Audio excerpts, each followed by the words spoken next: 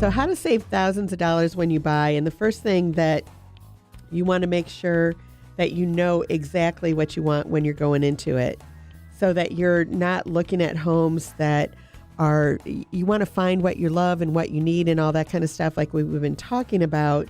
But far too often people buy a home for the wrong reasons and then regret the decision when the home doesn't meet their needs. You want to satisfy your needs first. So if you're lucky, you'll find a home that does this and also fulfills your desires. The important thing is to understand the difference before you get caught up in the excitement of looking. Absolutely. Which does happen, again, quite often. Yep. And then you want to find out if your agent offers a buyer protection system or a house hunting service. And we offer both.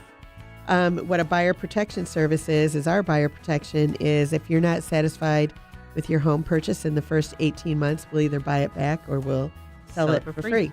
Mm-hmm. And then we also have a buyer profile system that in our home hunter service where we actually go through over 100 items to make sure that we're asking you all of the right questions. Because, you know, a lot of times when people start out working with us, which I'm sure they do with most people, is they just say, well, I want a 3-bedroom, 2-bath, and I want it in this neighborhood or something like that. But we go a lot deeper. You know, we're asking you what kind of construction that you want, what size yard you want. Do you want a pool? Do you want it to have a fireplace? There are a lot of other things that come into play. What kind of roof do you want? Do you want the neighborhood to be gated? Do you want it to be a golf community? Do you want it to be a water community? All kinds of things that come into play when you're actually looking at the house. So we have hundreds of questions that we ask and go into to make sure that that actually is the right thing. One of the things that we're running into a lot in Central Florida right now is the homeowners value properties higher than the appraisers want to do it. And we just talked about that in our free report, overpricing the home and everything. And what they're finding is that it's about 2% is what they're doing it higher than the appraisers. And so what that means is that the appraisers are, they're very, they're licensed. They go through a lot of training and everything, and they do everything for the bank to figure out what the price is. But the bottom line is that when they're coming up with the value of what the home is, they're going based on what the sold properties are.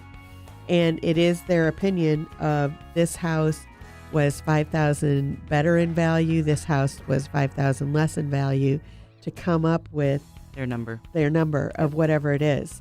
So when you come into an appraisal problem, which I did this week in one of the houses that we're working on, it's not something that just means, okay, we just throw it away and we start over. It's an opportunity for us to go and to renegotiate everything that's going on.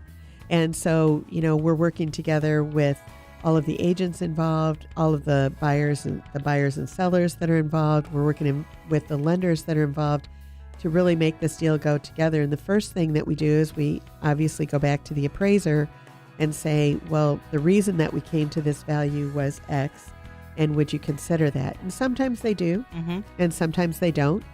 But when they're coming at it, you know, it's like they're actually coming to protect you, the individual that's actually going to be purchasing the property. The appraisal is not the be-all and the end-all, but unfortunately it is the be-all and the end-all when it comes to how much money the lender's going to be giving out as a loan on that property.